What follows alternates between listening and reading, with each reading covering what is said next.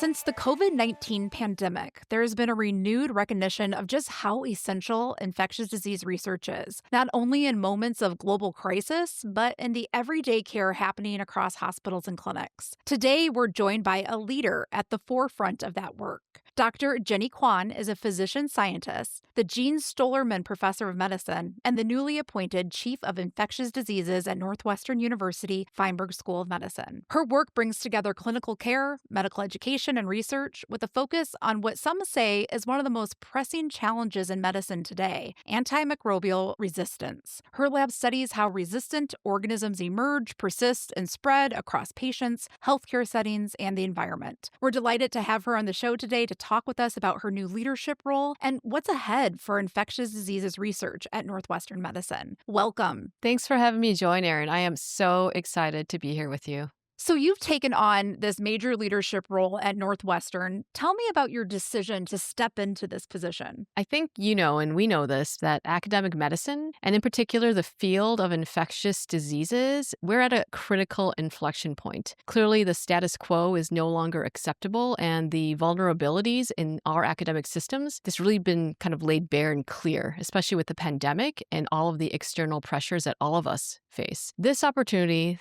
to join Northwestern, I think, is one for someone who wants to reimagine the field of ID, infectious diseases, one that is for someone who wants to prepare us for what's to come, to train that next generation of ID leaders, to support our scientists as we learn about new and reemerging infectious diseases, and also one where we are going to need to continue to give the best clinical care for our patients possible. So I'm here because I sense here at Northwestern that there's a sense of hunger, that we want to be a better version of ourselves, to be resilient and prepare for that new future. And I think that Northwestern University, we are super prepared to meet that challenge. It was a very easy decision for me. Let's go back to COVID-19 for a little bit. Tell me about your role in COVID-19 during that time, and then in big picture, how our understanding of the importance of infectious diseases research changed during and after COVID-19. I really was able to see firsthand the impact of the pandemic on not just our patients, but our healthcare workers. And I think globally, what the pandemic showed us is that we really need to be aware of infectious diseases and the threats they pose to all of modern society. What other kind of disease in the world has brought the entire global economy and nations of people to their knees, proverbially? So I think what we learned from COVID-19 is that infectious diseases are not just limited to one person or one healthcare system. This is something everybody needs to care about. And when it comes to antimicrobial resistance, this is something that really, truly is one of those global public health threats. Let's talk about your lab and your research. Tell me about the mission of your lab and what you've brought here to Northwestern Medicine. We are so dedicated to our mission of combating antimicrobial resistance. We want to explore all the novel ways that we can detect, prevent, and also treat antimicrobial resistant infections. And I would say our team is super driven by the sense of urgency that we really need to create real world solutions to this AMR crisis. Tell people more about the AMR crisis. What is it exactly? Why is it such an urgent issue? I think the best way to think about it is just imagining a world where we can't do routine surgeries or give chemotherapeutics to our cancer patients because it's too dangerous. Why? Because these things can suppress immune systems and make people more likely to get infections. So we are nearing a time where we don't have enough antibiotics or antifungals to treat these resistant infections.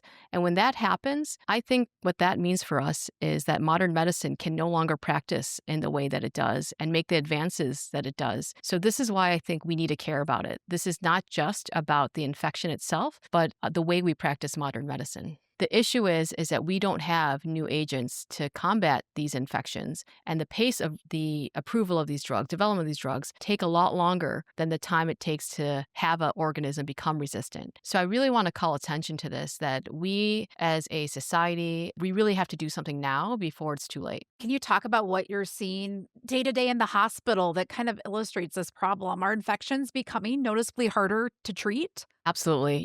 What made me interested in this field is when I was a medical student in the Chicagoland area, I was taking care of a patient. And this is a patient who had a liver transplant. And as you can imagine, the patient went through so much to be able to survive. And the healthcare system and all the doctors and surgeons and nurses, they poured so much into this person to give that person a chance to live a fulfilling life. And when the point that I saw this individual, they were just critically ill in the ICU, and they turned out to have an extremely drug-resistant bacterial infection. And at that time, it was so overwhelming and so resistant that there just wasn't any antibiotic that we can give this individual to save them.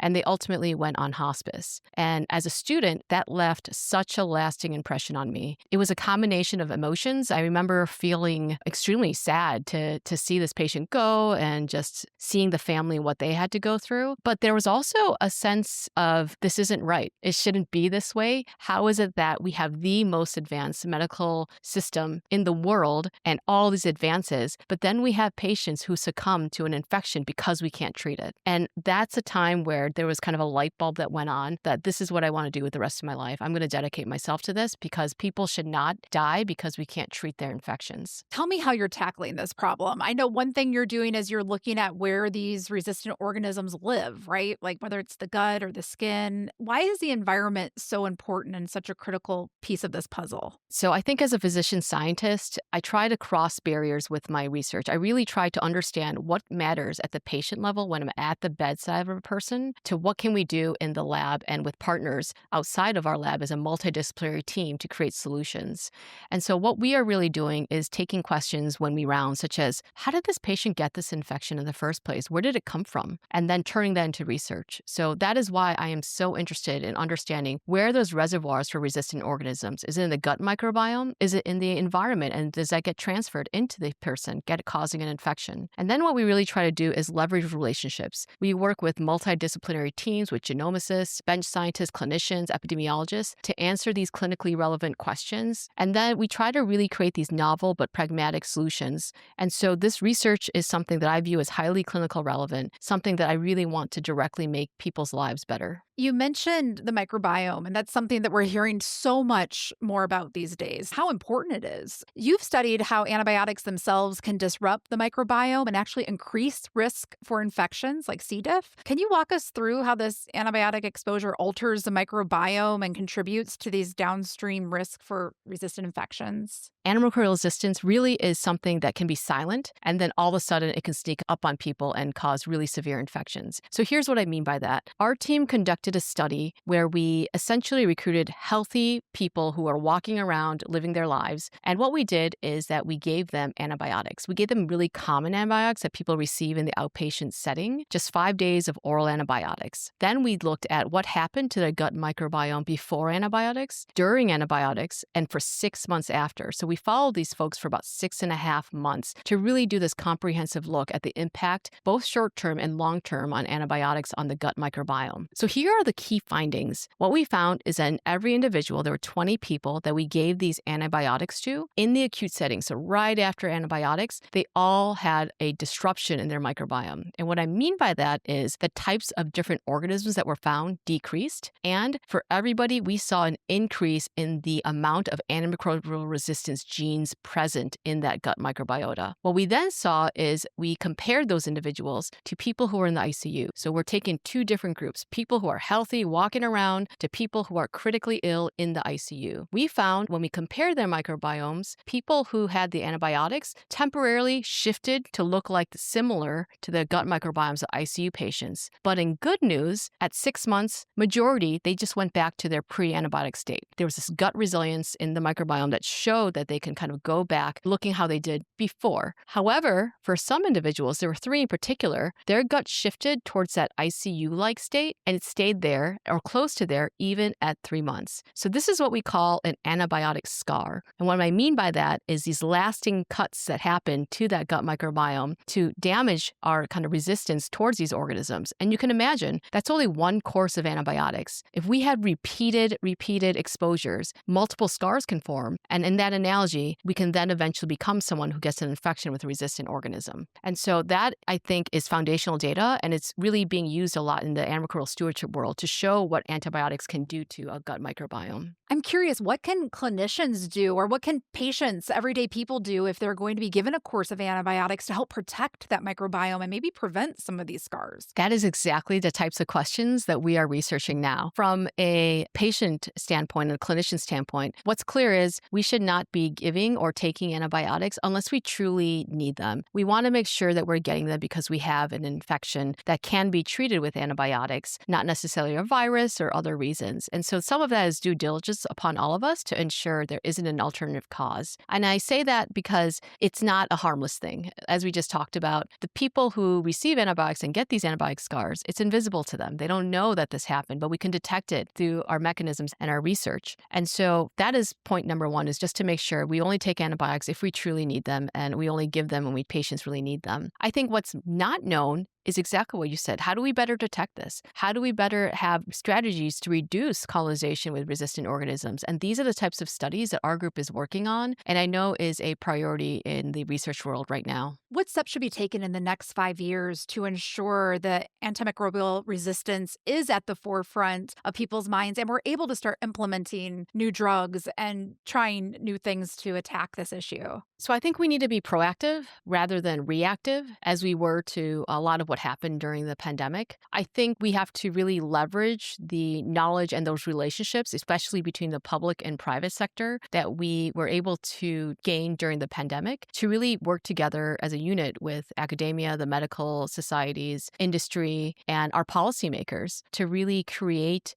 work that benefits and preserves modern medicine. We need to act decisively, work on new next generation diagnostics, work on new therapeutics, and think about creative ways to prevent these infections from happening in the first place. I think that a scientist alone cannot do this. We all have to work together. I think this is best exemplified through some of the work being done by the National Action Plan to combat antimicrobial resistance. This is something that's not just important at the local level, but at a federal level as well. Is this something that is happening all over the world? Are there some countries where this isn't as prevalent, or is it more in like the Western countries where you're seeing this more? Truly, antimicrobial resistance is a global pandemic. It's actually estimated by the WHO that if we do nothing to combat antimicrobial resistance by 2050, antimicrobial resistance will kill more people than cancer. It is something that we need to be aware of and think about, and we have to work towards globally, not just here in the US. Are there any collaborations that you've been able to start here at Northwestern to investigate these ideas? Oh my goodness, this is like I'm like a kid in a candy shop here. And so there are so many fantastic people to work with here. I'm just starting to kind of scratch that surface. I've been here for not even 6 months yet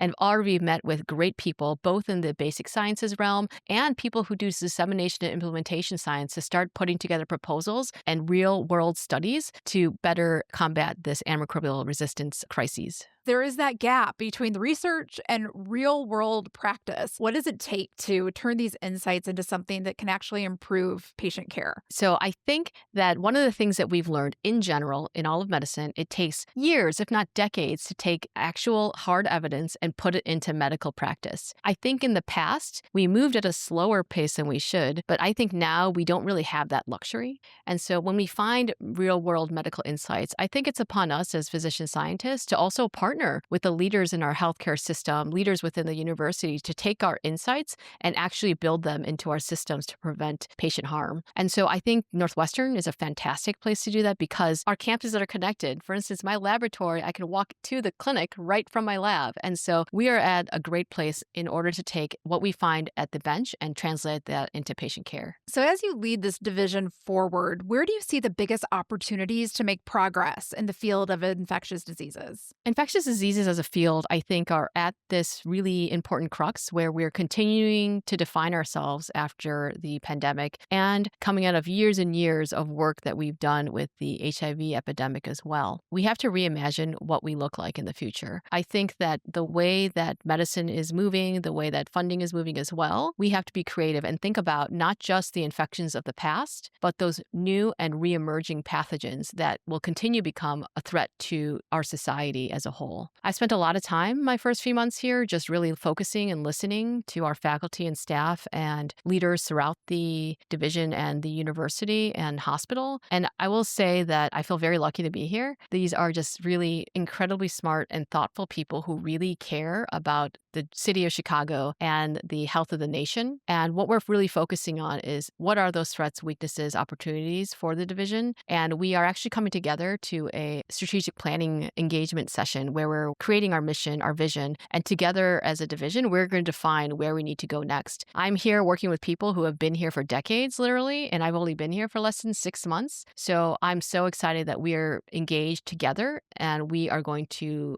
build a mission for our team together. Thank you so much for coming on the show, talking about your vision for the future. We can't wait to see what's next for the Division of Infectious Diseases at Northwestern. I am so thrilled to be here, and I thank you so much for the time. It was great.